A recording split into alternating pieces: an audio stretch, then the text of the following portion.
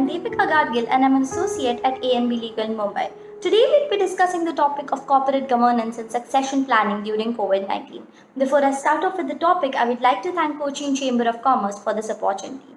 COVID is a completely unprecedented situation which has rattled the global economy and has affected businesses across the globe, and everybody is struggling towards two basic things, that is continuity and stability. This responsibility is entrusted with the board of directors or the management of the company, but it is important to understand that this can be ensured only if there is a proper corporate governance policy in place. So firstly, let's try to understand the importance of a corporate governance policy during this time. As the name suggests, corporate governance is basically a system by which a company is controlled or directed.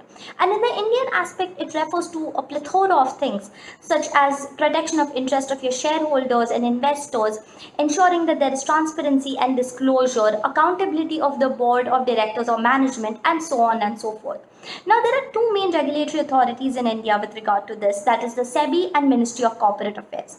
Now, coming to the aspect of corporate governance during COVID-19. Now, during COVID-19, there are three most important things. That is, there needs to be quick risk identification, assessment, and mitigation. This can be done only if there is a robust corporate governance policy which is coupled with continuous monitoring. Now, whatever this entire policy is there needs to be a proper disclosure of the same. Now, disclosure is dealt with under SEBI Listing Obligation and Disclosure Requirement Regulation 2015.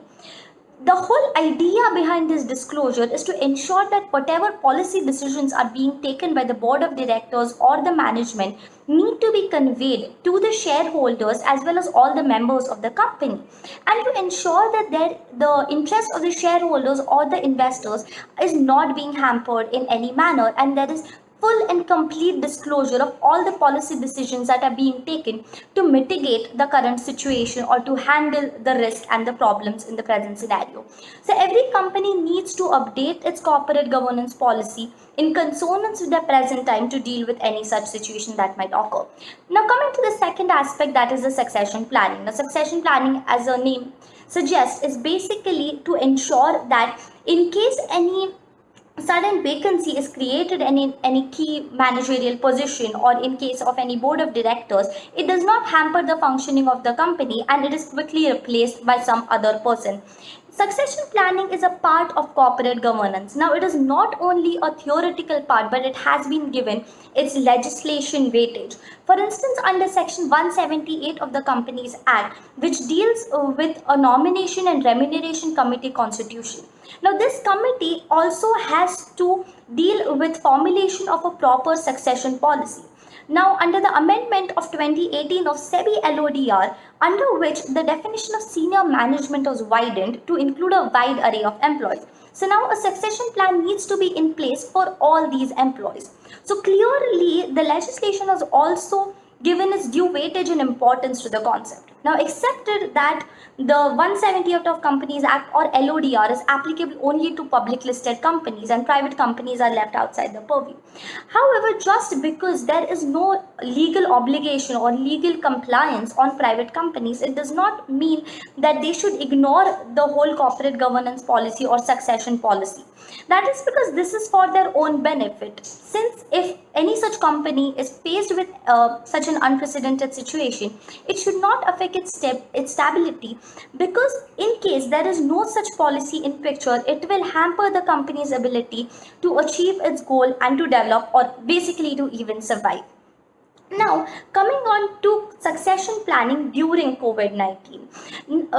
For instance, if there is an unfortunate incident in which one of the KMPs or the board of director has contracted COVID-19 and there is an unforeseen vacancy that is created.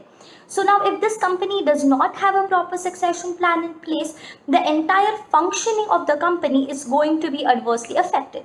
However, if a company actually has a robust succession policy in place, this vacancy is not going to hamper the whole functioning.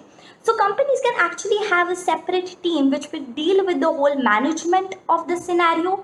There can actually be demarcation of functions of the entire management team. So even if there is vacancy created in one place, the other arms of the company or the other functions of the company are not hampered in any manner. So this clearly portrays the importance of having a proper succession plan in place.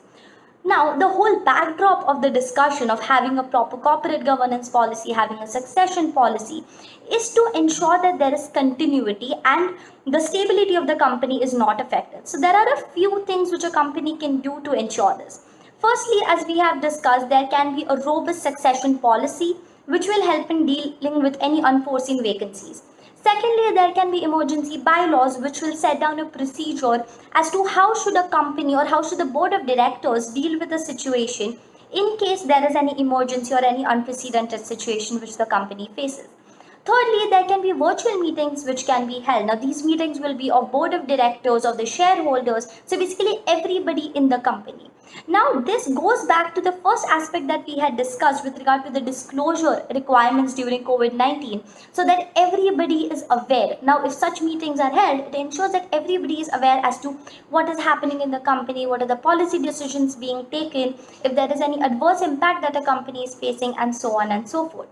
So, in conclusion, it would be safe to say that even during the present situation of COVID-19 and in the future, it is important that every company has a robust corporate governance policy and a succession policy in place in order to ensure that any such unprecedented situation does not hamper the survival of the company and the company becomes sustainable in the long run.